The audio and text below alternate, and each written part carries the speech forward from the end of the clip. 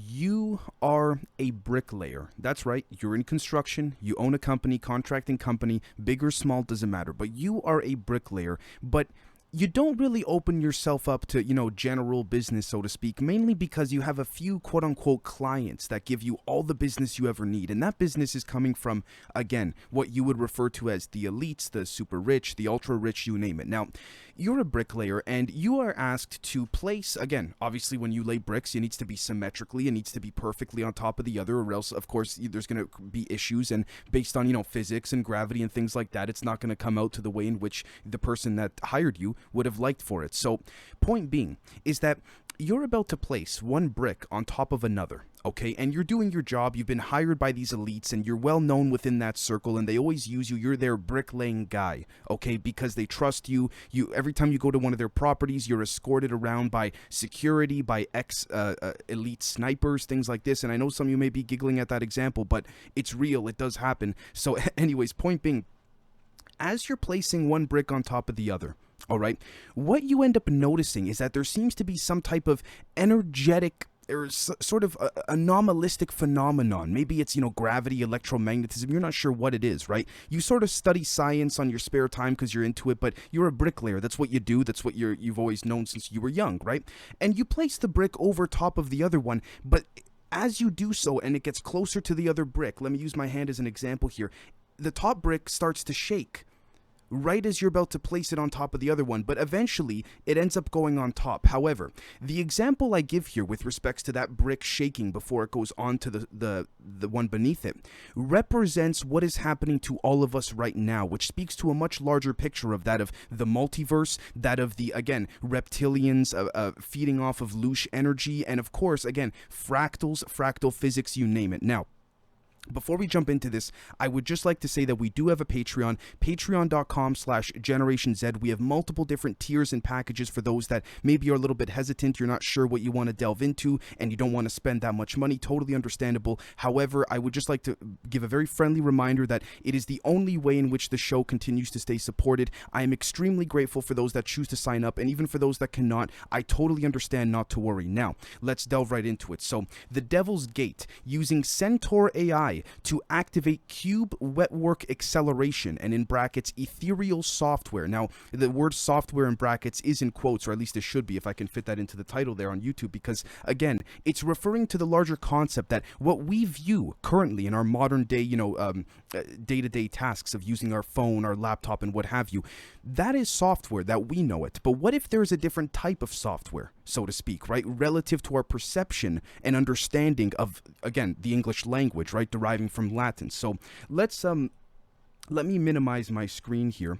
And for those that are on Patreon, you'll be seeing this 24 or 48 hours before it actually goes public. So again, for those that are on Patreon, please forgive me if I sound like I'm a broken saying some things over and over, because those on Patreon are more familiar with the terms than that of the public. But let's delve into it. Now, first and foremost, I'd like to give a shout out to someone who I do not know yet, but I'm very interested in interviewing him, Alexi. Now, this is his website, if I'm not mistaken, luciuslabs.com. And we see here, we're in the 5D multiverse section. And what I really like about the way in which Mr. Alexi laid out all of this here is the way in which we can look at some examples of what the universe is comprised of. Now, you might be saying, Dave, I came here to get into the nitty-gritty rabbit hole aspects of things. Yes, folks, I promise we will get there. So let's take a look. Here, Alexi takes us step by step through a series of 5 books to show that our universe isn't really expanding. Our perceptions are being stretched as we orbit a greater center with an acceleration towards center at light speed. So again, I'm not going to get too, word salady. At least I'm going to try not to. I'm not going to get overly philosophical, but there was something that was recently said, okay? And this was a conversation between Mr. Alexi, whose website we're looking at here, Artisan Tony, which, by the way, Tony, thanks for coming on the show. Great channel that he has. Chris Lito and Lou Elizondo. I forgot which one of those gentlemen said it, but it was just a conversation about, again, what is life? What is this universe? The theories of everything. What is all around us? Consciousness. What comprises all of that? And one thing stuck to me. Please forgive me. I forgot who said this, but someone said, we've always been going off the presumption of the philosopher's concept of, I think, therefore I am, okay? Many of you have heard that. You don't need to be into philosophy to hear that. We've been taught that, I think, in school as well, metaphysics. I think, therefore I am. That is our sort of focal point of confirmation for us spiritually. However, what if it's reversed? What if it's I am, therefore I think? Which would explain how the universe may not be expanding with respects to the way in which we perceive physicality within current physics. However, it may actually explain how it is expanding relative to our perception, which we then need to recreate the definition of perception, because again, we have to understand the terminologies used from the English language derive from Latin, and if we subscribe to the possibility of ETs shape-shifting and things like this and influencing our society and our culture in a negative format over X amount of years or millennia, we have to consider these things. So take a look at this. Your influence in space discusses the evolution of the human senses. We see that the speed of light is a limitation to human perception and not reality. We need to understand this as well. The Doppler shift is then examined, which leads us into the concept of space preparation. This shows us that empty space must first prepare itself before matter can manifest into reality. From here, we see gravity and momentum spirit diagrams to show the pacing nature associated with wants, don't wants, assumptions, and expectations, and their relationship to the health of your quantum manifestation. All right?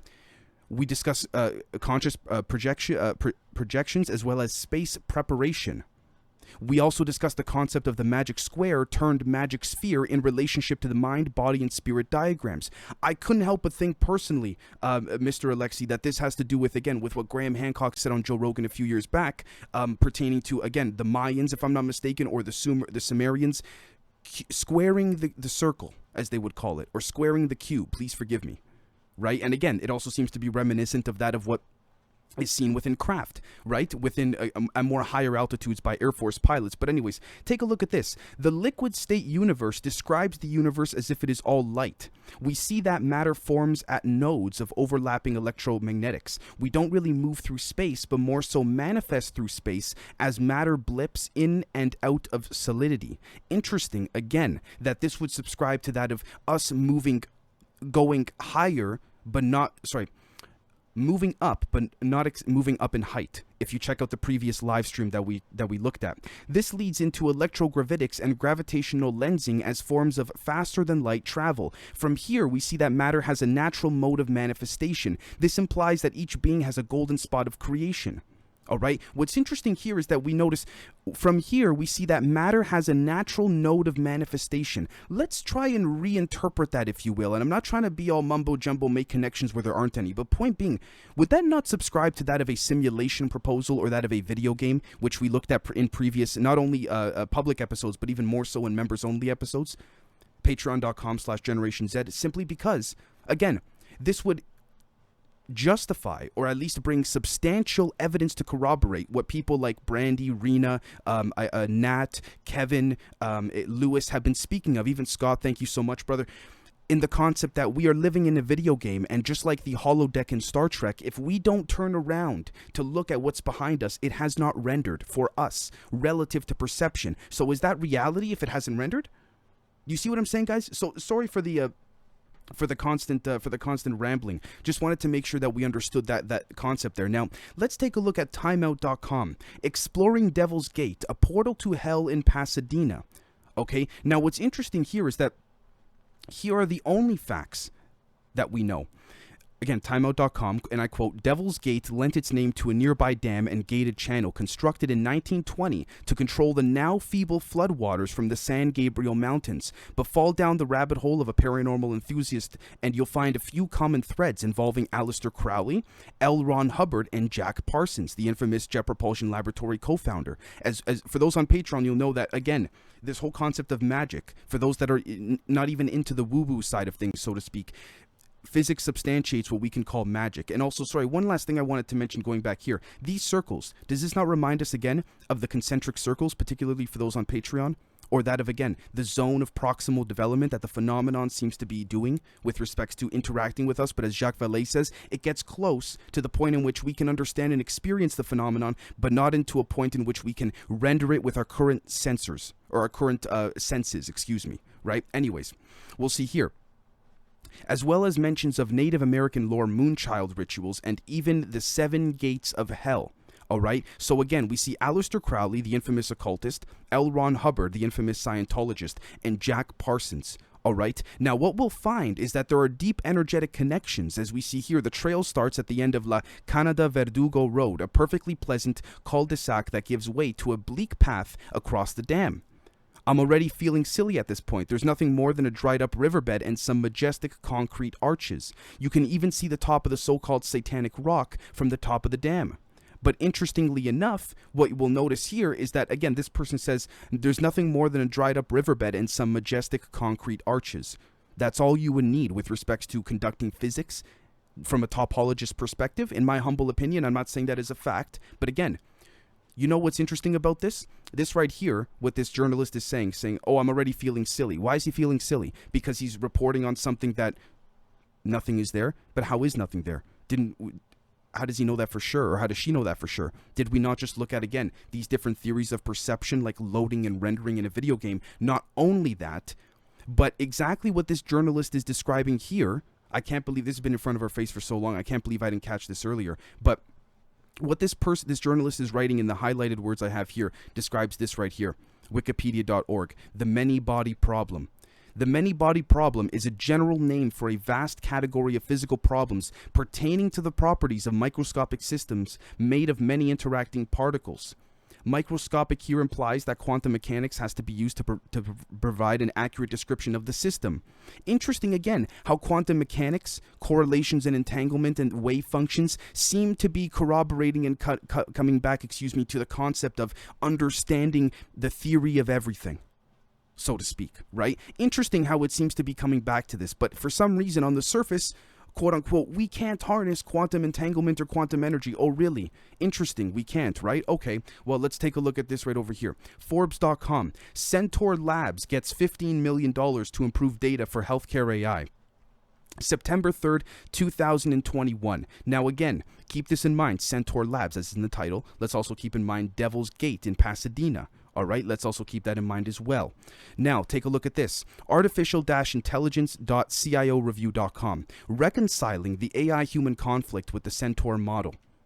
All right, the CENTAUR model is bringing the once mythological human hybrid into reality. All right, so what we'll find here is that one of the biggest proponents of the CENTAUR model has been the Department of Defense. Its heads would like to see the concept deployed with the aim of merging AI and human capabilities to achieve quicker responses in war. The Pentagon is looking to Silicon Valley to help develop the technology necessary for such groundbreaking measures. Okay, now you might be saying, Dave, you're making connections where there aren't any. Just bear with me, please, folks. This is going to reveal, so to speak, an underground network, if you will, literally and metaphorically and energetically. The Devil's Gate is in Pasadena, California. Interesting that, again, those within government always look to those in Silicon Valley for help with respects to technology, particularly with AI, as we've seen with Project Carrot that we've covered so many times on this show before. Now, here's what's interesting. Take a look at this. Velcraft.org, all right? I like to quote something right over here. Opposite of the New World Order totalitarianism is subsidiarity, aka liberty, all right? Pope Francis reminds us of the principle of subsidiarity. What happens with politics? Let's keep in mind the principle of subsidiarity, which grants freedom to develop the capabilities present at every level of society while also demanding a greater sense of responsibility for the common good from those who wield greater power. This was said by Pope Francis. Think of Pope Francis as you will, all right? But take a look at this. Again, what happens with politics? Let us keep in mind the principle of subsidiarity, which grants freedom to develop the capabilities present at every level of society while also demanding a greater sense of responsibility for the common good. Interesting, isn't it? I have to be careful with my words because this is a public episode, but does that not remind us again of what's happened in the last couple years within society? Freedom to develop capabilities, or rather not freedom, the illusion of freedom relative to what we were looking at here pertaining to the perception of things. Okay, I'm not trying to get political, but I can't help but make that connection, all right? Which then brings us back to the same problem. Whether it's politically, scientifically, esoterically, you name it, which is the many-body problem. Oh, how convenient. Science is now stagnated again. which means that there's only 3 dimensions, which means that there's only, you can't do anything and anything outside of what we currently know. How convenient, right? Now, you might be saying, Dave, why are you bringing this up with respects to activating a cube Wetwork acceleration and in brackets ethereal software? Okay, so let's take a look at this right over here. I'd like to thank Brandy for this. I've been using this website quite a lot, actually, for reference. Magicofthought.com. Connecting to ethereal software. Now, you remember what I said about 10 minutes ago about how we perceive software being on our phones, laptops, you name it, but it may in fact be whatever you want to call the vibrational strings, of energy all around us? Well, notice this. Focus on the sigil on the opposite page for 15 to 60 seconds. This is instructions on how to activate this software. Now, keep in mind already, put aside the symbols here seeming to be similar to that of Project Carrot and different symbolisms that, DOD whistleblowers have allegedly leaked and things like that. Put that aside for a second, okay?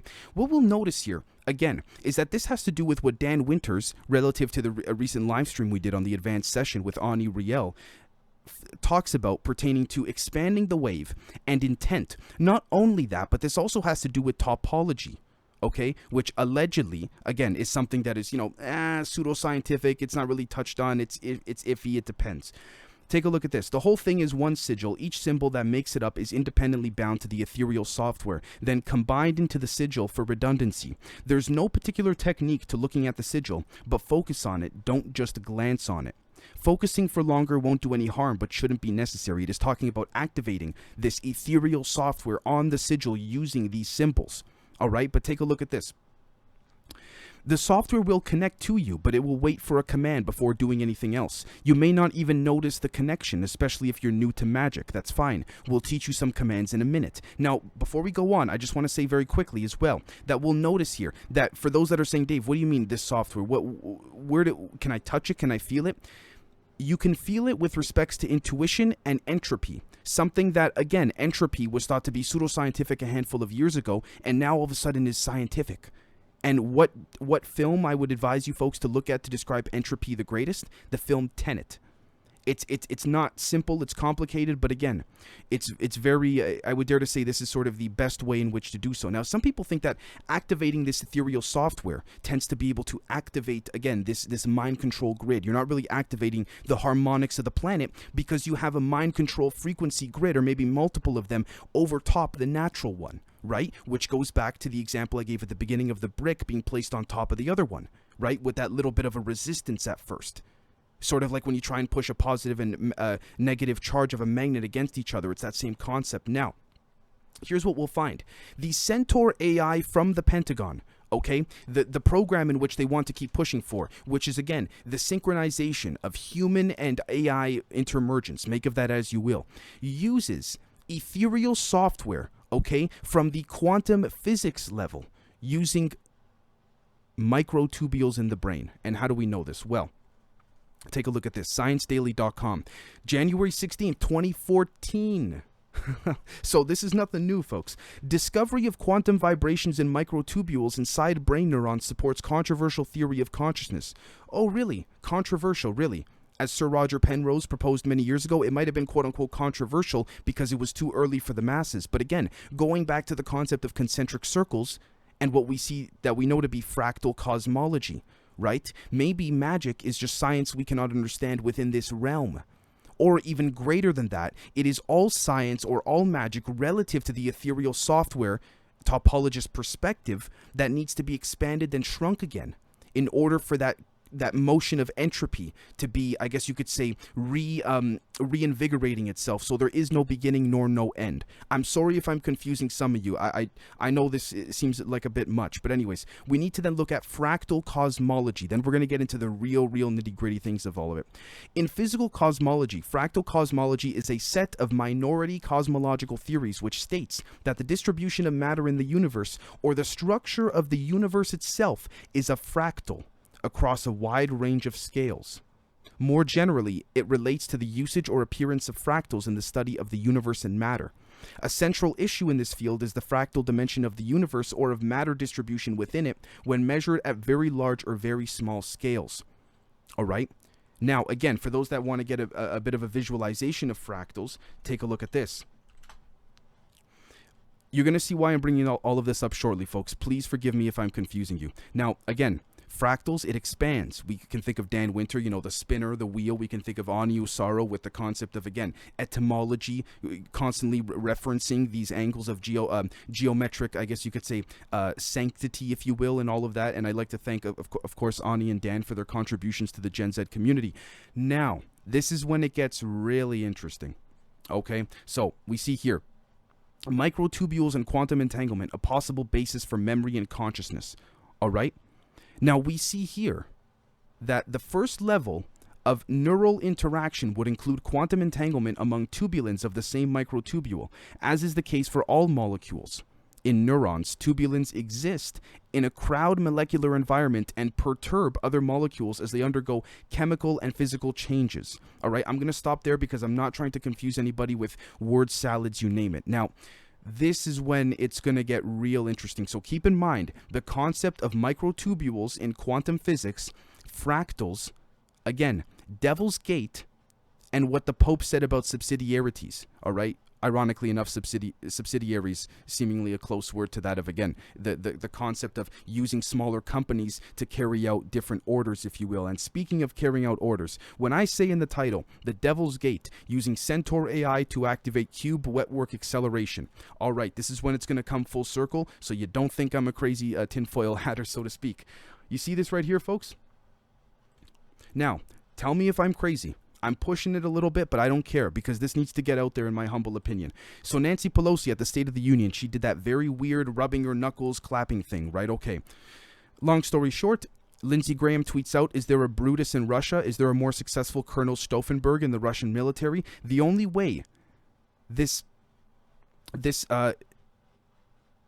exists for somebody in Russia to take this guy out, you would be doing our country and the world a great service. And at the end of the State of the Union speech, Biden says, go get him, right? Right after Nancy Pelosi, or at the same time that Pelosi's rubbing her knuckles in a strange way, right? Now we see here, she seems to be doing the Wetwork symbol. Now, according to Wikipedia, Wetwork is a euphemism for murder or assassination that alludes to spilling blood. All right.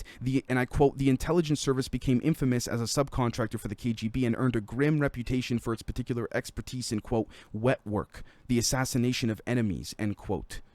Again, this is Andrew Higgins, New York Times, December 25th, 2013. This is not like from 100 years ago or something. Now, the WikiLeaks Wetworks email was sent 4 days before Justice Scalia's death. Again, I'm not trying to say that something is there when it isn't. I really do mean this in a genuine way.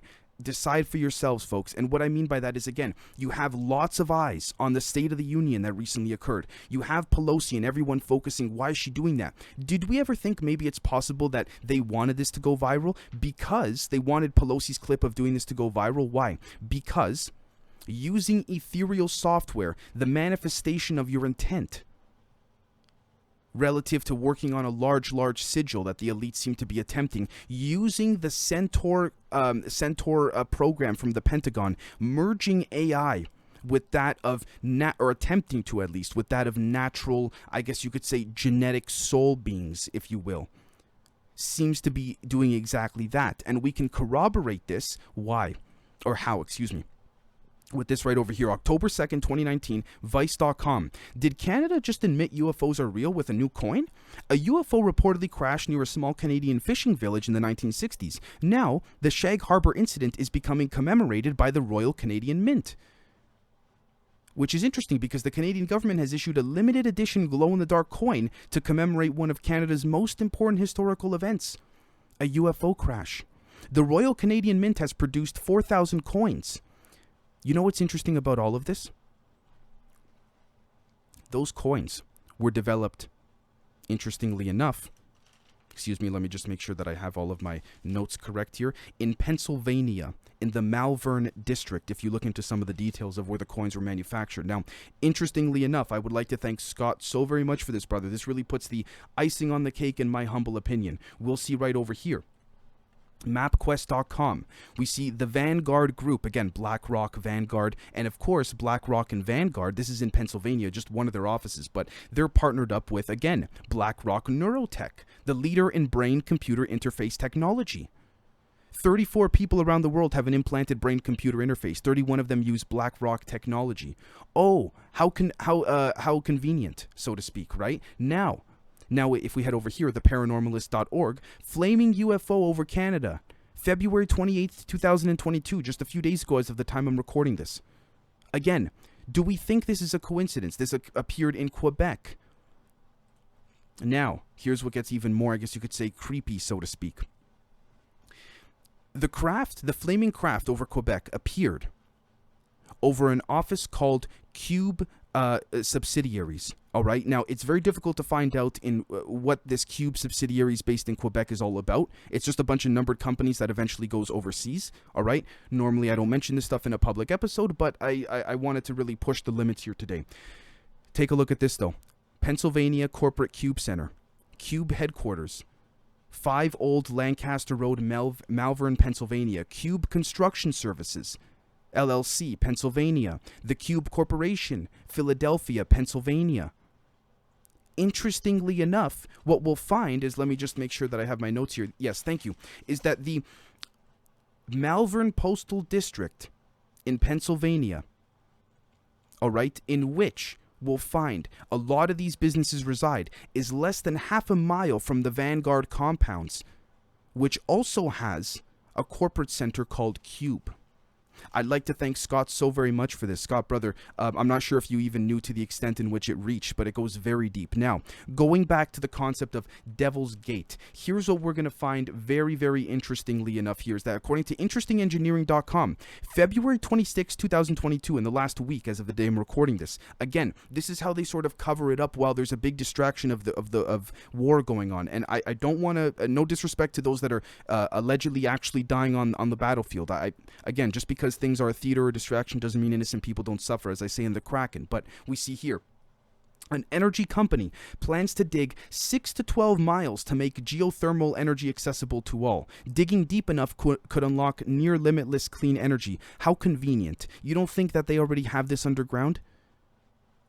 This is not, in my humble perspective, they can't do this because the deep underground military bases and networks are already there. Oh, how convenient, isn't it? Now, the reason I bring this up is because this energy company plans to do this and dig these tunnels, just like Elon Musk's boring machine, to connect the Devil's Gate, to connect the Cube corporations in Pennsylvania, all right, to make the connections with the Wetworks, I guess you could say, action or gesture that Pelosi took that activated the ethereal software. But here's the thing, folks. They're already all connected. They're already all connected. Just my opinion. I'm not saying this is factual. Just my opinion. Again, and we know this because, take a look at this. QuantumMagazine.org. Most complete simulation of a cell probes life's hidden rules. A 3D digital model of a minimal cell leads scientists closer to understanding the barest requirements for life. I mean no disrespect to the scientists that are actually making progress on the surface and that are not privy to the secret knowledge that is being suppressed and hidden for God knows how long at this point. But they know this. They already know this. Again, this goes back to fractals. This goes back to, oh, now all of a sudden we are understanding more and more how life is comprised. How convenient. This would suit so perfectly not only BlackRock and Vanguard's Neurotech AI, but also the CENTAUR program as well. How convenient. Not only that, but to dig even deeper on the angle that they don't want us to allegedly, consider, if you will, is, again, the Devil's Gate. The underground networks that connect all of this using this energy company. And it doesn't have to be this particular one, but again, it's the same tactics they use over and over and over. And one other photo I'd like to share again is this right over here to refresh our minds about the Wetwork symbol that Pelosi seemed to give, right? I'm going to be honest, I don't even know if she's fully human anymore, but we see here, if we zoom in a little bit, at the State of the Union, President Biden said, go get him. At the same State of the Union, Pelosi made a very odd hand gesture during a point in the speech that certainly didn't call for a gesture. All right? The gesture she made is the gesture for bath, or think wet. Right? WikiLeaks revealed that Podesta sent an email calling for some Wetworks. 4 days later, Justice Scalia was dead. All right. Now, again, my point at the bottom here, Nancy's hand gesture wasn't random or benign. I believe she was putting in a comm for Wetworks on Putin. Again, take that as you will. And interestingly enough, we find here, coming out just in the last few days, according to techexplore.com, how convenient that if, again, I'm not trying to make this political, but say Putin were to be taken out, or not just him, but in general, artificial intelligence listens to the sound of healthy machines. Interesting, isn't it? ETH researchers have now developed a new machine learning method that automatically detects whether a machine is healthy or requires maintenance. Whether railway wheels or generators in a power plant, whether pumps or valves, they all make sounds. You can tell if they're healthy or not. Interesting. You don't even need to just do this or apply this to a human. You can also apply this to the energy company. Interesting, isn't it? Now, take a look at this. Again, development of a diamond, techexplore.com, development of a diamond transistor with high hole mobility.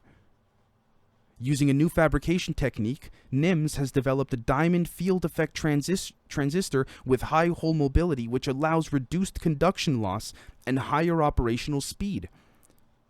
Hydrogen plasma. Again, you'd be able to insert plasma intelligence, as we see here. Let me magnify the image, to be able to create, again, this overall concept of ethereal software merging into the CENTAUR AI hybridization program.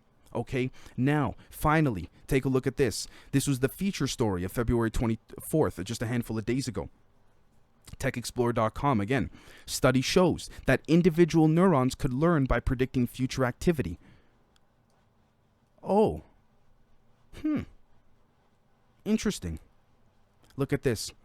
In recent years, computer scientists have been trying to create computational tools that artificially recreate the functions and processes of the human brain. Researchers at the Canadian Centre for Behavioural Neuroscience in Lethbridge, Canada, have recently carried out a study investigating how individual neurons learn and make predictions about the future. All right, we see here, and I quote, "Neuroscience is now at the stage that biology was at before Darwin. It has a myriad of detailed observations, but no single theory explaining the connections between them." Oh, you mean, again, like allegedly Sir Roger Penrose's quote-unquote fringe theory or controversial theory of microtubules?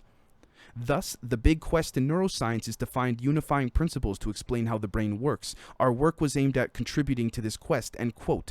How could a neuron predict the future? I'm not a physicist, I'm not a neuroscientist, but how would a neuron be able to predict the future activity without having some sort of ethereal software entropic mechanism or apparatus naturally birthed within it? Maybe I'm wrong. But again, notice how this is all coming out relative to the convenient timing of very, very interesting shifts in paradigms and in various industries and beliefs, so to speak, all around the world. So, with that being said, let me just bring my face full screen here, if you'll excuse me, folks.